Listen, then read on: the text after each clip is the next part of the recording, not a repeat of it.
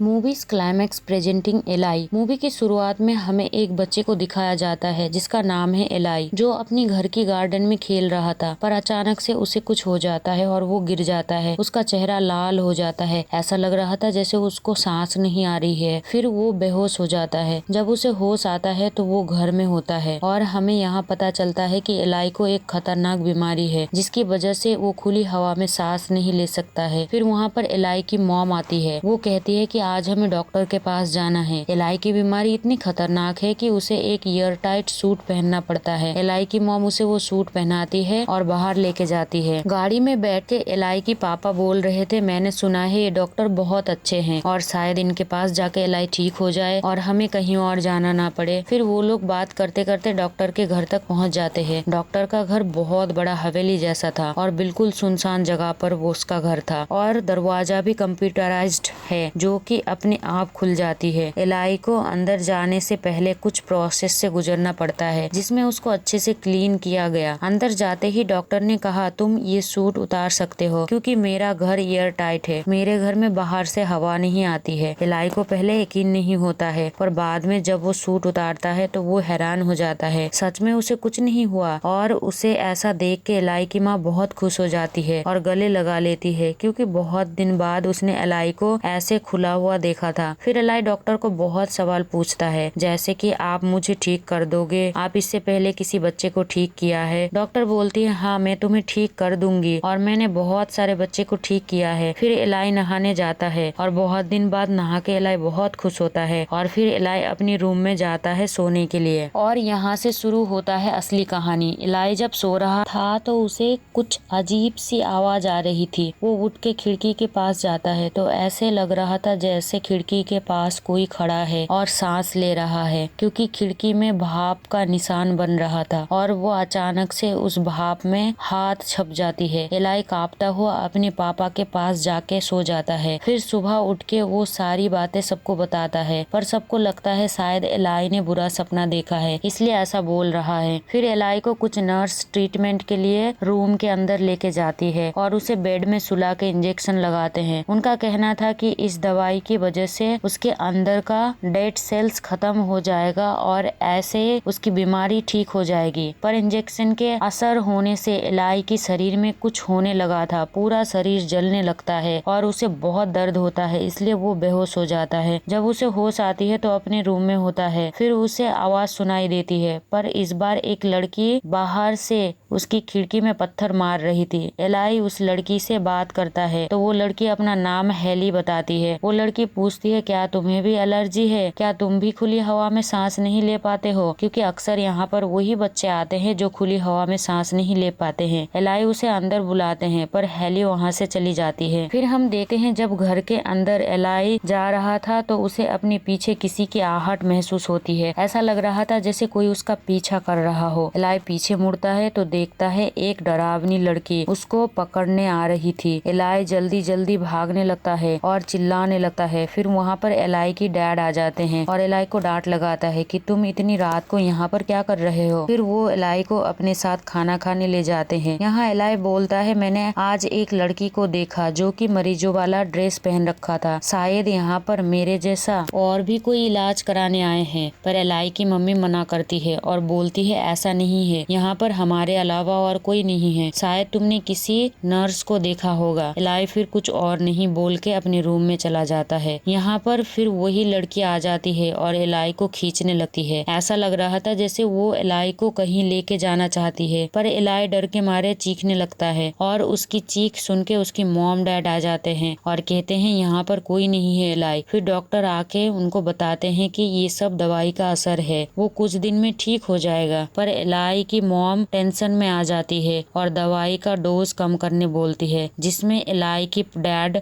उसे चुप कराते हैं और बोलते हैं कि डॉक्टर को अपना काम करने दो, हमने इस इलाज के लिए अपना सब कुछ दांव पे लगा दिया है और हमारे पास ये आखिरी रास्ता है। फिर हम देखते हैं एलाई को कुछ अच्छा नहीं लग रहा था इसलिए वो घर जाना चाहता है पर उसकी मॉम डैड मना कर देते हैं। फिर हम देखते हैं हेली फिर से एलाई की खिड़की पर पत्थर मार रही थी। एलाई खुश हो जाता है और हेली से मिलके बात करने की कोशिश करने जाता है पर तभी वही घोस्ट लड़की एलाई पर हमला कर देती है और एलाई उससे डर के अलमारी में छुप जाता है और चीखने लगता है। वो घोस्ट लड़की अलमारी के दरवाजे को तोड़ देती है और अलमारी में नाम लिख देती है और उसे तोड़ भी देती है। और तभी वहाँ पर एलाई की मॉम डैड आ जाते हैं, पर उन्हें लग रहा था कि ये सब एलाई खुद कर रहा है घर जाने के लिए। फिर नेक्स्ट सीन में दिखाते हैं कि एलाई इस बार हेली से मिलता है और उसे कहता है, मैंने यहाँ पर एक घोस्ट लड़की को देखा है जो मुझे डराना चाहती है और मारने की कोशिश करती है। जिसमें हेली बोलती है, तुम्हारे पहले भी एक लड़का आया था, वो भी सेम ऐसा ही बोल रहा था, पर उसकी इलाज की 3rd स्टेज के बाद वो यहाँ पर नजर नहीं आया। मैंने उनको बाहर जाते हुए भी नहीं देखा। मेरी मानो तुम भी यहाँ से चले जाओ। फिर तभी वहाँ पर कुछ आवाज आने लगती है, जिसे सुन के एलाई उसका पीछा करता है। तभी कुछ चीज एलाई को पकड़ के खींचने लगता है। एलाई शीशे में देखता है 3 बच्चे उसे खींच रहा है, जो कि मरीजों वाला ड्रेस पहन रखा है। वो लोग एलाई को खींच के मेन गेट तक लेके जाते हैं और गेट खोल देते हैं। बाहर से हवा आने की वजह से उसकी हालत खराब होने लगती है, पर वहाँ पर उसकी मॉम डैड आ जाते हैं और एलाई को बेहोश होने से बचा लेते हैं और उसे रूम में लेके जाते हैं। बाहर एलाई के डैड डॉक्टर से कुछ बात कर रहे थे और एलाई की मॉम चुपके सुन रही थी, पर वो लोग तभी चुप हो जाते हैं। एलाई की मॉम आके एलाई को गले से लगाती है। फिर जब एलाई अकेला बैठ के सोच रहा था तो उसे अलमारी दिखता है जिसमें उस घोस्ट लड़की ने नाम लिखा था एलाई का। एलाई ध्यान से देखता है तो उसे एक नंबर दिखाई देता है। फिर एलाई हेली से मिलता है और बोलता है, शायद वो घोस्ट मुझे कुछ दिखाना चाहती है और ये नंबर कहाँ का है मैं जानता हूँ। ये उसी रूम का कोड नंबर है जहाँ डॉक्टर उसे इलाज के लिए लेके जाते हैं। अब एलाई सोचता है कि वो रात को चुपके से उस कमरे में जाएगा। फिर रात होते ही एलाई उस कमरे की तरफ जाता है और वही कोड नंबर डालता है जो उस घोस्ट लड़की ने अलमारी में लिखा था। फिर क्या, वो गेट खुल जाती है। एलाई अंदर जाके सब कुछ चेक करने लगता है। उसे लॉकर के अंदर एक फाइल मिलती है। उस फाइल के अंदर एलाई की डॉक्यूमेंट्स भी मौजूद थी और कुछ बच्चे की भी डॉक्यूमेंट्स थी जो कि अभी मर चुके हैं। असल में वहाँ लिखा हुआ था कि इस इलाज के 3rd स्टेज के बाद कोई भी जिंदा नहीं बच पाया। एलाई बहुत डर जाता है ये सब देख के। फिर हम दूसरे सीन में देखते हैं एलाई की मॉम अपनी हस्बैंड से पूछ रही थी कि आप डॉक्टर से क्या बात कर रहे थे, जिसमें वो बताते हैं कि शायद एलाई यहाँ पर ठीक नहीं होगा और शायद इस स्टेज के बाद उसकी जान भी जा सकती है। जिसमें एलाई की मॉम गुस्से में चिल्लाने लगती है और बोलती है, तुमने मुझे झूठ कहा था कि एलाई ठीक हो जाएगा और अभी ये सब बातें छुपा रहे हो। ये बोल के वो अपना कपड़ा पैक करने लग जाती है वहाँ से एलाई को ले जाने के लिए। पर तब तक वहाँ पर डॉक्टर भी आ गई थी। वो बोलती है, मुझ पर भरोसा रखो, मैं सब कुछ ठीक कर दूंगी। तभी वहाँ पर एलाई आ जाता है और उस फाइल के बारे में सब कुछ बताता है और बोलता है कि ये डॉक्टर खूनी है, ये मुझे भी मार देगी, हमें यहाँ से जल्दी जाना चाहिए। पर अभी भी उन लोगों को लग रहा था कि एलाई घर भागने के लिए ये सब कर रहा है और ये सब कहानी बना रहा है और वो लोग धोखे से एलाई को बेहोशी का इंजेक्शन लगा देते हैं और 2 नर्स उसे पकड़ के एलाई को ले जाते हैं। एलाई चीख चीख के बोल रहा था कि ये लोग मुझे भी मार देंगे जैसे दूसरे बच्चों को मारा है, मुझे मत भेजो।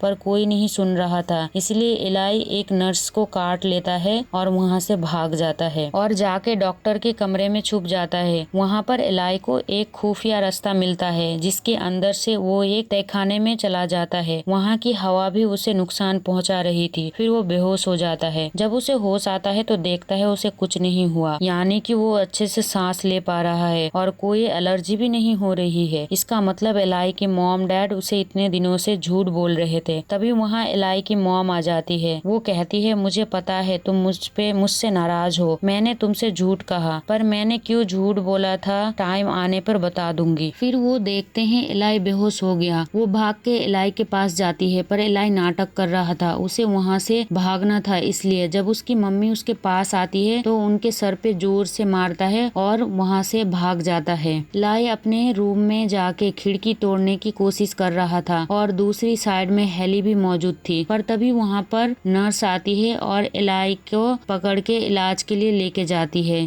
फिर हम दूसरे सीन में देखते हैं एलाई की मॉम को होश आ जाती है। वो वहाँ पर एक कुआं देखती है और उसकी ढक्कन हटाती है तो वहाँ पर बहुत सी बच्चों की लाश देखती है। ये सब देख के वो समझ जाती है कि एलाई सच बोल रहा था। फिर वो एक चाकू लेके जाती है एलाई को बचाने के लिए, पर वहाँ जाके एलाई के डैड चाकू छीन लेते हैं और एलाई की इलाज चालू रखने बोलते हैं। फिर डॉक्टर एक होली बुक पढ़ने लगती है और होली वाटर इलाई के ऊपर छिड़काती है। आखिर ये कैसा इलाज है? ऐसे कौन इलाज करता है? इलाई कुछ समझ नहीं पा रहा था। जैसे ही होली वाटर उसके ऊपर गिर रहा था वैसे ही उसका स्किन जलने लगता है और इलाई की आंखें लाल होने लगती है। फिर ऐसा होता है जैसे इलाई के अंदर पावर आ गई है। वो डॉक्टर को खुद अपने हाथों से ही मरवा देता है और वहाँ मौजूद सारी नर्स को आग लगा देता है। फिर इलाई पूछता है, ये सब क्या हो रहा है मॉम? मैं कौन हूँ? मेरे अंदर ये सब पावर कैसे आया? फिर यहाँ पर हमें सच्चाई पता चलता है। असल में इलाई की मॉम की बच्चा नहीं हो रहा था,